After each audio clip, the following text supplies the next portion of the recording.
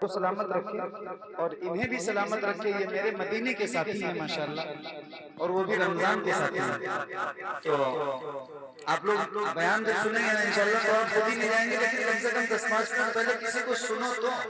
اچھا بنگلہ نہیں سمجھ آتی آپ کو؟ بنگلہ سمجھتے ہو کہ نہیں سمجھتے؟ بولو نا. بوجھتے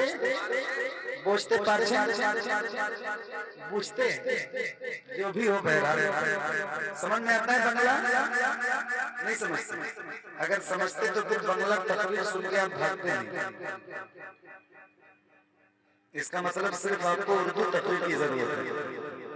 حالانکہ مولانا مفتی افضل صاحب نے اتنی نعتیں سنا دی ہیں آپ کو کہ اب مجھے تقریر کرنی چاہیے. لیکن ٹھیک ہے, اللہ تعالیٰ ان کو بھی سلامت رکھے. حضرت میں 3 بار کہہ چکا ہوں. بنگلہ میں بتائیے, بنگلہ میں کہاں سے ہو سکتا ہے سمجھے؟ آئے بسو جاؤ, بیٹھ جاؤ. جلسہ اتنی محنت سے سجتا ہے, اتنی محنت کی ہوگی کمیٹی والوں نے, اتنا بڑا پنڈال. حالانکہ پنڈال آپ نے ایک بار بھر دیا تھا, اس کے باوجود آپ بھاگ گئے. کیا کہوں میں آپ کو, محفلوں میں کسی ناخواں کے لیے مت آیا کرو. یہ بات میری ریکارڈ کر لو اور اس کو جہاں تک پہنچا سکو پہنچا.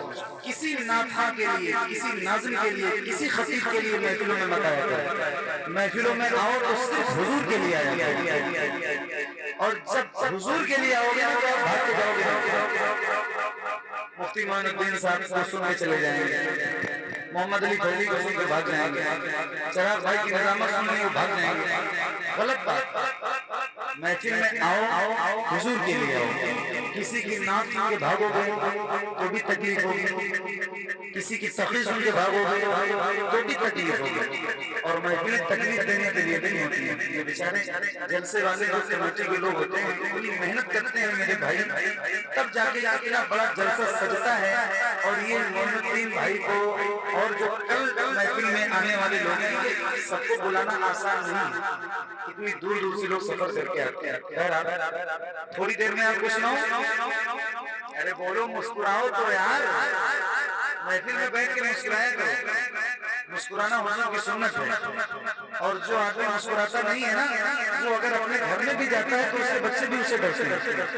صحیح بتاؤ تو کم سے کم مسکرایا کرو. مسکرانے سے چہرہ خوبصورت ہو جاتا ہے. ایک بار ذرا مسکرا کے کہو سبحان اللہ, اور بلند آواز سے بولو سبحان اللہ. اللہم صلی علی سیدنا شفیعنا مولانا محمد وعلی آلہ محمد. مائک پہلے جتنا اچھا بج رہا تھا, اب مجھے کہنا تو نہیں چاہیے لیکن میں کہہ رہا ہوں کہ اس سے زیادہ خراب بج رہا ہے. اے بھائی ساؤنڈ کے سامنے ہو رہا ہے, نام پڑھیں گے اور دھیان سے پڑھیں گے, لیکن آدھا گھنٹہ آپ پڑھ دیجئے, آدھا گھنٹہ تک پڑھ دیجئے, تو ایک بار بھی اگر پبلک سن لیتی ہے چاہے 10 منٹ ہی صحیح صحیح وہ جانے لگ گئی. تو یہ چیز دماغ سے نکالیے. یہ میں نے کئی بار کہا کہ مجھ سے کئی لوگ شکایت کرتے ہیں کہ ارے وہ ان کو بلاؤ تو وہ کہتے ہیں کہ میں ایک ہی بار پڑھوں. میں اپنی صحت سے زیادہ جلسے کی صحت سے دھیان دیتا ہوں. میں اب پڑھوں یا اب پڑھوں, پبلک چلی جاتی ہے تو تکلیف ہوتی ہے. تو نعت سنو لیکن بیان بہت زیادہ ضروری ہے. علماء حق کے بیانات سنو اور کوشش کرو کہ جو سنو اس پہ عمل کرو, اس کو اپنی زندگی میں شامل کرو. تقریر زیادہ ضروری ہے اور 12:30 بجے اس پہ عمل کیجئے, اور انشاءاللہ زندگی رہے گی تو پھر ملاقات ہوگی. مت جاؤ, بیٹھو, آرام سے بیٹھو. معین الدین بھائی ہمارے بہت اچھے دوست ہیں اور بہت اچھے بچے ہیں, بہت زبردست دوست ہیں. آپ مجھ سے زیادہ آپ جانتے ہیں ان کے بارے میں.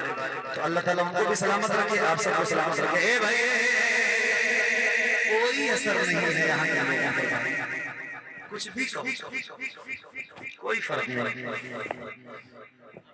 آپ کی مرضی ہے, اللہ تعالیٰ آپ کو سلامت رکھے جیسا چاہیں. چراغ بھائی میں نے جو اپنی بات کی وہ رکھی, باقی جس کی مرضی ہے جیسا چاہے ویسا جیسا. اللہ تعالیٰ سلامت رکھے. اب میں اجازت چاہوں گا. اللہ حافظ.